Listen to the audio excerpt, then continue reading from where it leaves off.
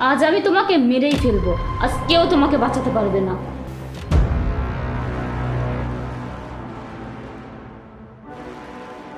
এই শুনছো, তাড়াতাড়ি খেতে এসো।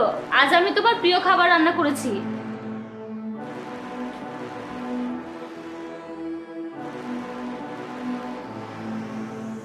এই শোনো, আজ আমি তোমাকে নিজে হাতে খাইয়ে দিই। আজ হঠাৎ এত প্রেম? আমার তো সবসময় প্রেম থাকে, কিন্তু তুমি তো সেটা বোঝো না। ঠিক আছে, দাও, খাইয়ে দাও।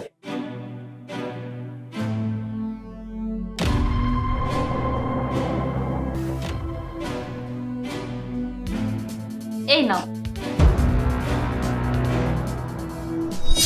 স্যার, এই ভাত খেলে আপনি মারা যাবেন?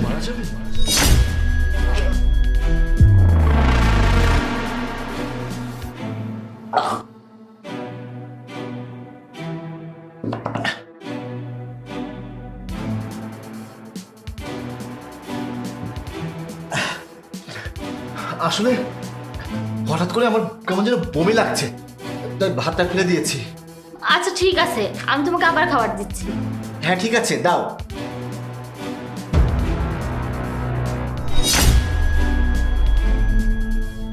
এই দাঁড়াও। আসলে আমার পেটের মধ্যে কেমন যেন করছে। সত্যি ভাত খেতে গেলেই কেমন যেন বমি আসছে। আমার একটু ওয়াশরুমে যেতে হবে, আমি আসছি। এবার না হয় বেঁচে গেলে, কিন্তু আমার হাতে এখনো অনেক সময় আছে। যেভাবেই হোক আমি তোমাকে ঠিকই মেরে ফেলবো। এই, তোর কি সমস্যা? তুই কি লিখেছিস এসব? আমার ওয়াইফ আমাকে মারতে চাই? এই, তোর মাথা কি ঠিক আছে? আরে আমার ওয়াইফ আমাকে অনেক ভালোবাসে, ও কেন আমাকে মারতে চাইবে? স্যার, আমি ঠিকই বলছি, ম্যাডাম আপনাকে মারতে চান। এই, ফালতু কথা বলবি না। তোর কাছে কি প্রমাণ আছে যে আমার স্ত্রী আমাকে মারতে চাই? স্যার, আমি মিথ্যা বলছি না। আপনার বিশ্বাস হচ্ছে না তো আমাকে একটু সময় দেন, আমি আপনাকে সব প্রমাণ করে দেব ম্যাডাম আপনাকে মারতে চান। শোন, তোর কথা যদি মিথ্যা হয়, যদি প্রমাণ করতে না পারিস, তাহলে কিন্তু তোকে আমি পুলিশে ধরিয়ে দেবো। কথাটা যেন মাথায় থাকে।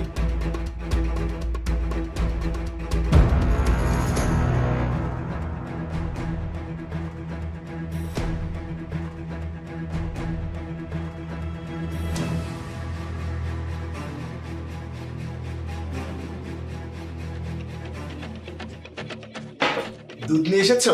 থ্যাঙ্কস।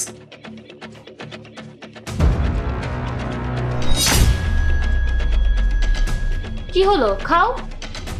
এই, এদিকে আয়। এই, কি সমস্যা তোর? দুপুর থেকে কি শুরু করেছিস? কাগজে কে লিখেছিস দেখি? স্যার, এই দুধে বিষ আছে। কি রে নীরব, সকালে আমি তোকে একটু মেরেছিলাম আর তুই সেই জন্য আমার সাথে এরকম করছিস? আমি ওকে ভালোবাসি, ও আমার হাজবেন্ড। আমি কেন ওর দুধে বিষ দেবো? আমারও তাই মনে হচ্ছে।